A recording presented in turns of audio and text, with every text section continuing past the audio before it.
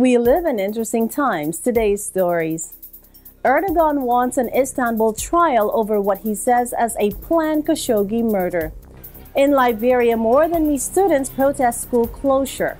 Bolton hails very comprehensive and productive talks in Russia. West Virginia Democrat Ojeda hopes to conquer the conservative state.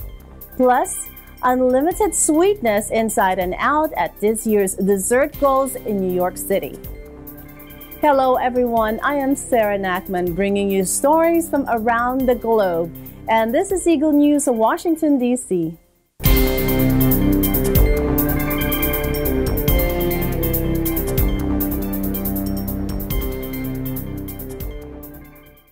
Turkish President Recep Tayyip Erdogan on Tuesday called for the trial in Istanbul of the Saudi suspects in the murder of journalist Jamal Khashoggi, a crime that he said was intricately planned days in advance. Erdogan had promised that his speech in Ankara would give the naked truth about the killing, and he gave a host of new details while still saying Turkey wanted answers to key questions, including who gave the orders. Hours before Erdogan delivered his speech to ruling party lawmakers, a major Saudi investment forum opened in Riyadh under the heavy shadow of the murder after key delegates pulled out. The murder of the Washington Post contributor has damaged the international reputation of Saudi Crown Prince Mohammed bin Salman, who has spearheaded a reform drive in the kingdom. Referring to 18 people, including security officials who have already been detained in Riyadh, Erdogan demanded 18 people be tried in Istanbul. He said all those who played a role in the murder had to face punishment. Erdogan said that the murder was planned days in advance according to a roadmap set up by a Saudi team who were sent to Istanbul for the purpose.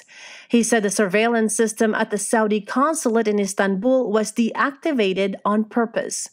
But Erdogan added he still wanted answers on numerous issues, including who gave orders to the team and where the corpse is. Öldürüldüğü resmen kabul edilen bir kişinin cesedi niçin hala ortada yok?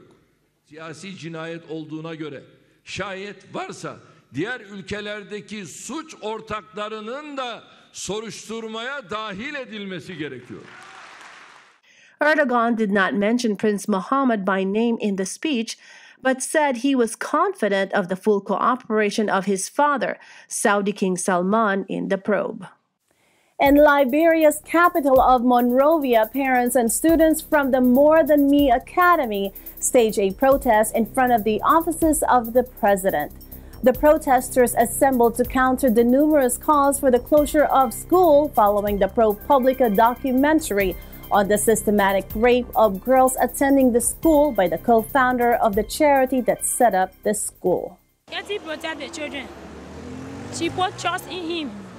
She trusted him more than anything because he's part of us. And she from different land. So she was not expecting him to do it to her own people. She tried to protect them. But really, it just had to say. If this school be closed down, which one of the school be ready right now to take the children in?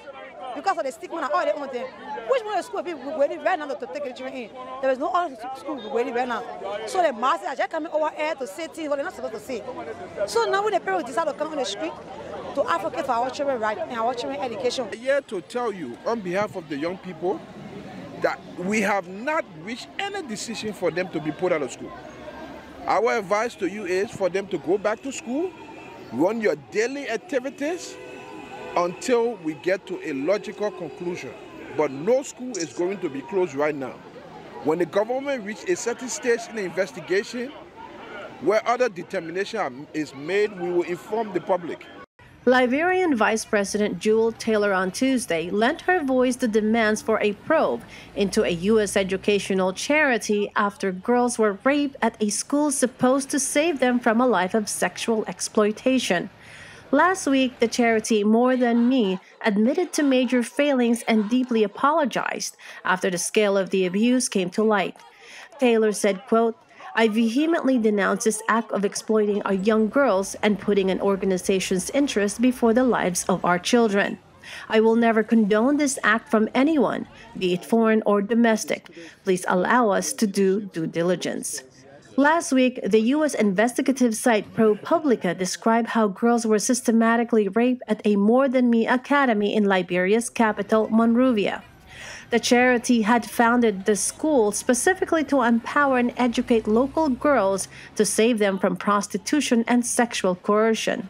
ProPublica said in a piece co-published with Time, the rapes, some of them perpetrated against children as young as 10, were carried out by the charity's co-founder, Macintosh Johnson, who later died of AIDS.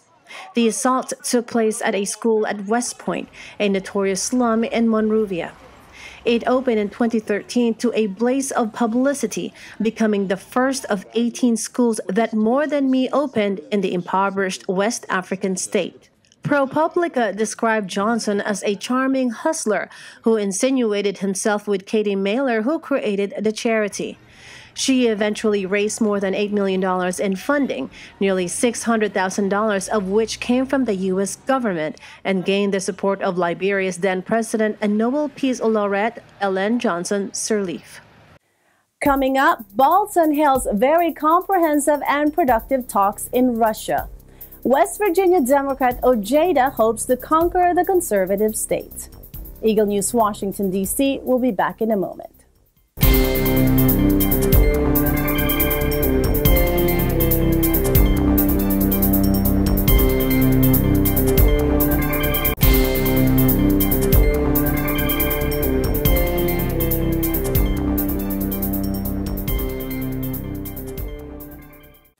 Welcome back. You are watching Eagle News, Washington, D.C. U.S. National Security Advisor John Bolton on Tuesday praised productive talks with President Vladimir Putin and other Russian officials during a two-day trip to Moscow. So here in Moscow over the past 2 days, I've had a series of very comprehensive and I think very productive discussions with senior Russian officials. White House National Security Advisor John Bolton on Monday began 2 days of meetings with Russian officials following Washington's weekend announcement of withdrawal from a Cold War-era nuclear weapons treaty. The Moscow visit by Bolton was planned before the Saturday announcement by President Donald Trump that the U.S. was ditching the 3-decade-old Intermediate-Range Nuclear Forces Treaty, known as the INF, which Moscow has already denounced as dangerous. The treaty was signed in 1987 by then U.S. President Ronald Reagan and Mikhail Gorbachev, the last Soviet leader, who on Sunday said that dropping these agreements shows a lack of wisdom and is a mistake. He insisted that Moscow observed in the strictest way the 3-decade-old Intermediate-Range Nuclear Forces Treaty known as the INF, while accusing Washington of flagrant violations. But Trump on Saturday claimed Russia had long violated the treaty. The row comes ahead of what is expected to be a second summit between Trump and Putin this year. The Trump administration has complained of Moscow's deployment of Novator 9M729 missiles, which Washington says fall under the treaty's ban on missiles that can travel distances of between 310 and 3,400 miles.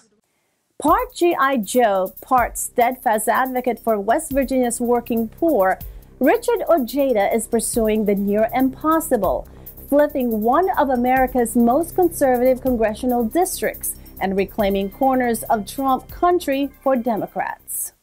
Impoverished Appalachia is a culturally conservative bastion on edge, ground zero in an opioid abuse crisis that has devastated families, and where wages are stagnant, healthcare costs are rising, and the coal industry is gasping for air. 2 weeks before midterm elections that will determine which party controls Congress, tough-talking Ojeda is urging voters in West Virginia's 3rd District to swallow a dose of the economic populism he preaches. They're giving the biggest tax breaks in the history of this nation. They're giving it to the top 1%. And yet right now they're talking about, well, you know what, how are we going to deal with this deficit? I know they're going to cut Social Security and Medicare and Medicaid. That's unacceptable. Why is it always going to be on the backs of the poor to save this country? Something about the campaign, which he likens to a combat deployment, is resonating. Polls show him narrowly trailing his Republican opponent for the open U.S. House seat, Carol Miller. After 24 years in the military with combat tours in Iraq and Afghanistan, the muscular 47-year-old father pulls no punches when it comes to lambasting Republicans, including Trump, for whom he voted in 2016. Trump, campaigning for Republican foot soldiers during a rally in Wheeling, West Virginia, branded Ojeda stone cold crazy. Ojeda's response, bring it on. In West Virginia, the average family income is $44,000. So every dime that they make, they pay into Social Security. If you make over $128,000, then it stops. You see what I'm saying? Let's protect that so that these kids here walking down here right now in this college, when they get old enough, they'll have the ability to have Social Security. But Ojeda reserves his hardest criticism for those in his own party, which had dominated West Virginia politics for decades until Republicans snatched the legislature in 2014. 2 years later, Trump won Ojeda's district by nearly 50% points, among the largest margins in the country. When we come back, unlimited sweetness inside and out at this year's dessert goals in New York City. Eagle News Washington, D.C. will return shortly.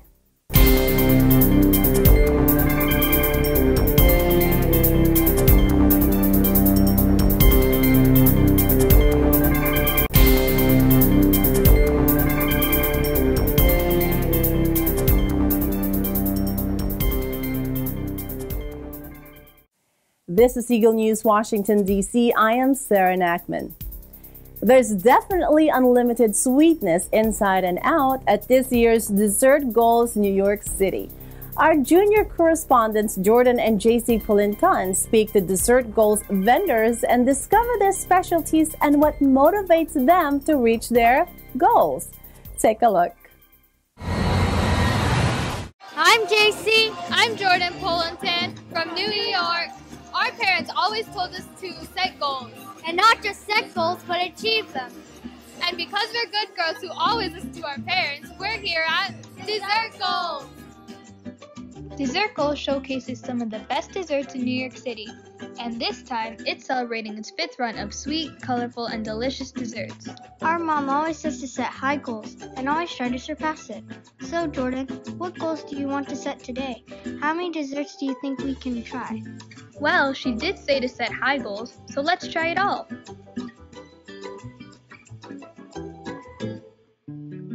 Look, JC, we've seen this cake online. Maybe he can tell us what it is. How do you make your cake so jiggly? Oh, our cakes known as like a wiggle wiggle jiggle jiggle cakes. When our cake came out from the oven like 5 minutes, like a wiggle wiggle jiggle jiggle. But the why is why our cake jiggle and wiggle. The reason why is our ingredients and our the way how we make our cheesecake. It's really unique and special. That's why it's not just regular American cheesecake. That's why it's really wiggle wiggle jiggle jiggle. Note to self: practice the wiggle wiggle jiggle jiggle at home. Is that going to be your goal for tomorrow? Let's see who else we can talk to about some desserts. No, you mean goals. We're here for goals. How did you start? Well, I had a cookie business at Cornell University, and when I graduated, I sold it. And then one day, I was with my daughter at a grocery store, and she saw the rainbow bagel, and she just had to have it. And it was really cool, but it didn't taste great. So I knew I had a great recipe for chocolate chip cookies, which is America's #1 dessert. And the big trend in dessert is color, as you know, look all around here. So hundreds and hundreds of cookies later, I figured out how to execute rainbow colors in chocolate chip cookies, and that's how Baked in Color was born. What did you have at my age that helped you? Oh, you've got the whole world in front of you. Try to learn something new every single day. Try to meet somebody new every day. Do something exciting every day. Don't sweat the small stuff. And don't get caught up in what other people think, because they're not thinking about you. They're just thinking about themselves. Just do what makes you happy. Not only was her cookie yummy, but she really gave great advice for accomplishing your goals. Let's try one more dessert. My family actually owns and operates this company 100%. We started the company in the 1960s. We launched it at the World's Fair in New York City, right over in Queens. What goals did your family have to start?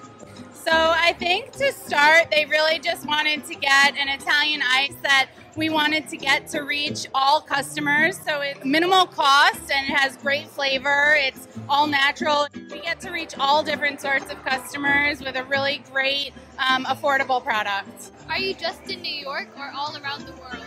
So as of right now, we are in New York. Our factory is in Queens in Richmond Hill. We do distribute to the tri-state area. We try to, reach as many people as we can. And speaking of goals, one of our big goals is to get online, to be reached, on e-commerce. And what goals did you have at my age? Ooh, another tough question. You're killing me. I wanted to succeed in school. I wanted to learn more about my family business. I wanted to take all of the education that I could and just bring it forward in whether it was my family business or my personal goals. I just wanted to learn everything I could. So stay in school, do everything you can to educate yourself as much as possible, and follow your dreams. That makes total sense. You should study more, JC. What? Me? Maybe it's time to wrap this up so you can study and work on some of your goals. So what do you think, Jace? Did we accomplish our goals? Definitely. I'm Jordan Polentan. I'm JC Polentan. From New York, and we are 1 with 25. Thanks, Jordan and JC. That is today's Eagle News Washington, D.C. Join us tomorrow for stories that matter to you. Visit our website at Eaglenews.PH and also EagleNewsLive.com. Like us on Facebook. Also follow us on Twitter at Twitter.com/EagleNewsPH. On behalf of Eagle News Washington, D.C., thank you for watching. I am Sarah Nachman, and I am 1 with 25.